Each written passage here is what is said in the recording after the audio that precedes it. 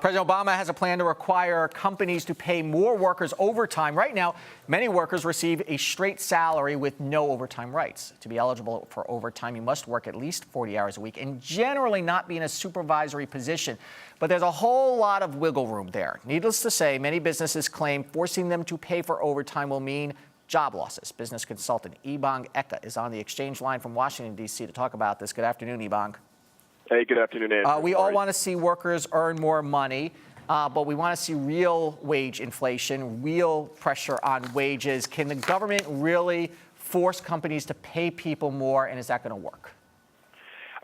They have the right to, and with President Obama signing the presidential memorandum, he has the ability to direct Secretary of Labor to update the regulations regarding overtime protection, whether small businesses want to or not. Do you think that they need to be updated right now? It is true. It's not just small businesses. Large companies play really fast and loose with these rules. Yes, and I can actually speak from anecdotally, because in my case, when I worked for some of the larger firms, I was a salary employee and I had a supervisory role, and I most likely usually worked more than 60, 70 hours per week, and I never got any additional, I wasn't eligible for overtime. And there were times that you'd get bonuses at the end of the year, but they weren't necessarily tied to the amount of hours that you were putting in. Okay, so explain for us a little bit about what the current rules are and what changes we might see. Okay, so basically right now, if you are, as you mentioned in the lead-in, if you are, it usually goes towards people who are salary work, who are paid by the hour versus salary. So you mentioned there's a lot of wiggle room. Part of the issue was in 1979 they had a threshold for people who worked more than 40 hours a week, in which they would receive an additional $250 per week, and then that threshold was actually updated to in 2004 for about $455, which still doesn't catch up or meet up with inflation. So for the most part, if you are a regular salary employee working 50, 60 hours per week, you're literally losing money. You're working backwards. Now, small businesses are going to say that this is going to have unintended consequences because they will have to lay off employees if the rules change.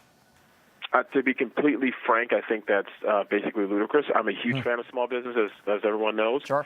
But they said the same thing in the 90s with the Family Leave Act, that this is going to cause a huge problem with small businesses, and people are going to have to lose their jobs. And now look what we're seeing 30 years later. Well, there's a lot to be said, too, for improving the culture of a workplace, for improving worker happiness, because that goes to productivity.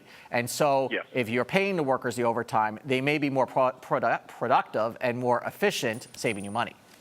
Exactly. And in addition to that, people will start to be apathetic. They say, if I'm not getting paid additionally for this, what's the incentive for me to work even longer? Especially, as you mentioned, the previous guest, that the economy is getting better and people are starting to leave their current jobs to find other jobs. Why not go somewhere else and get that pay raise there? I imagine the industry that's most impacted from this is the hospitality and restaurant industry.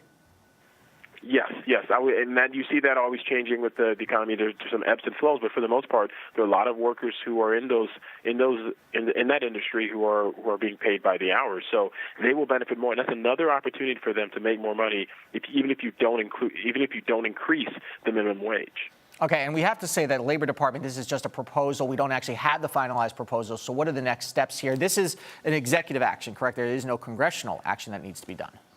Exactly. And then, as I mentioned earlier, President Obama or any president has the right to direct the Labor Secretary, Department of Labor, to update the regulations, and this is one of the exceptions that they can do that in. And the next steps, obviously, would be for either the Congressional Budget Office or other people to, in the administration, to determine the economic impact, the economic effect of going forward with this. Okay, Ebong Eka in Washington, D.C. Thank you. Have a good weekend. You too.